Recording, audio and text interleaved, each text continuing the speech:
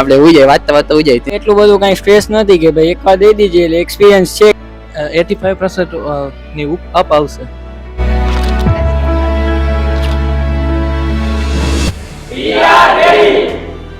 ધોરણ 10 ની બોર્ડની એક્ઝામ જેમણે આપેલી છે એવા ધોરણ 12 ના આર્ટ્સ અને કોમર્સના સાર્થક વિદ્યા મંદિરના વિદ્યાર્થીઓ આપણી સાથે છે. તો ચલો એમની સાથે જ ચર્ચા કરીએ કે એમની બોર્ડની પ્રિપેરેશન કેવી ચાલી રહી છે.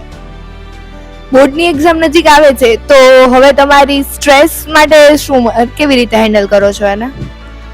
સ્ટ્રેસ તો નહીં પણ છે ને રોજે રોજ કરી નાખે. અત્યારે તો એક્ઝામ ચાલે છે તો પ્રિપરેશન પણ થઈ જાય છે ભેગીને. અત્યારે એક્ઝામમાં લખવાની પણ પ્રેક્ટિસ થાય છે. 85% ની અપ આવશે. એના માટે હું દરરોજની 2 કલાક વાંચન કરું છું અને આયોજન બનાવીને એ પ્રમાણે હું આગળ તૈયારી કરું છું. આપણે 85 આસપાસ આવે ને પછી એટલે ગોલ રાખ્યો અને રોજ જે ડેઈલી સ્કૂલમાં ક્લાસીસમાં જે કરાવે એ વર્ક કરી લઉં કમ્પ્લીટ. બોર્ડની એક્ઝામ નજીક આવી રહી છે તો તમે તમારા હેલ્થનું કેવી રીતે ધ્યાન રાખો છો?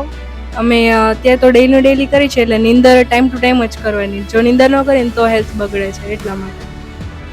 બોર્ડની પરીક્ષા હમણાં જવાની તે માટે આપણે બધું વાંચનની જરૂર હોય છે. તેના માટે આપણે વાંચન પેલા વધુ પડતો જે ભારે ખોરાક હોય તેને ન લો જાય. જેનાથી આપણે લઈને તો આપણને નીંદર જેવા આપણે ઉઈ જાય વાંચતા વાંચતા ઉઈ જાય. જેનાથી આપણને એને વાંચવાનો ટાઈમ બગડી જાય છે અને તેનાથી આપણે સરખું વાંચી ના. તેથી આપણે વાંચન પહેલા હળવો ખોરાક લેવો જોઈએ જેથી આપણે પૂરતું વાંચી શકીએ. બોર્ડ એક્ઝામ નજીક આવે છે તો આ લાસ્ટ મંથ પ્રિપેરેશન શું છે તમારી? લાસ્ટ મંથ પ્રિપરેશનમાં તો એવું હોય અત્યારે રિવિઝન જ ચાલતું હોય છે કારણ કે અગાઉ ડેલી વર્ક થયું હોય એટલે અત્યારે પ્રિપરેશનમાં તો રિવિઝન જ હોય છે. આ બોર્ડની એક્ઝામમાં તમારો વીક સબ્જેક્ટ કયો છે અને તમે એને સ્ટ્રોંગ કરવા માટે કઈ સ્ટ્રેટેજી યુઝ કરો છો? વીક સબ્જેક્ટમાં તો ઇંગ્લિશ છે. અત્યારે તો એના પર છે 2 કલાક આપું છું, બાકી બધા વિષયને 1 કલાક આપું છું. એટલે વધારે ફોકસ છે તે એના ઉપર કારણ કે એના લીધે માર્ક્સ છે એ વહી જાય ને પર્સન્ટેજ ધાર્યા છે એ બહાર ન આવે એ માટે છે અત્યારે એને ટાઈમિંગ વધારે આપું છું.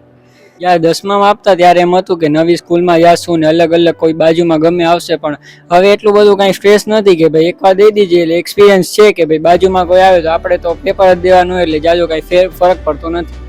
આવનારી બોર્ડ એક્ઝામમાં તમે પણ એક્ઝામ દેવાના છો અને વિડીયો જે જોઈ રહ્યા છે એ વિદ્યાર્થીઓ પણ એક્ઝામ દેવાના છે તો તમે એને શું કહેવા માંગો છો? આપણે બોર્ડની એક્ઝામ નજીક આવી રહી છે તો અત્યારે પ્રિલિમ મંથલી એક્ઝામ જે આવે છે તેમાં આપણે સતત મહેનત કરવી જોઈએ. જો તે એક્ઝામમાં આપણે જે પ્રશ્ન કરશું તે જ આવશે અને આપણે વારંવાર પ્રશ્નનું વાંચન કરવું જોઈએ. ખોટો સ્ટ્રેસ ન લેવો જોઈએ. જો આપણે ખોટો સ્ટ્રેસ લેશું તો પ્રશ્ન પણ આપણને યાદ રહેતા નથી. તેથી આપણે બધી નિરાતે બધા પ્રશ્નોનું રિવિઝન કરી એકવાર બધો સિલેબસ વાંચી લેવો જોઈએ. જ્યારે બોર્ડની એક્ઝામ નજીક આવે ત્યારે આપણને કોઈ પણ પ્રકારની તકલીફ ના રહે. તો તમારી બોર્ડની તૈયારીઓ કેવી ચાલી રહી છે અમને જરૂરથી જણાવશો અને હા આવા જ નવા વિડીયોઝ જોવા માટે સતત જોડાયેલા રહો મોરબી અપડેટ સાથે.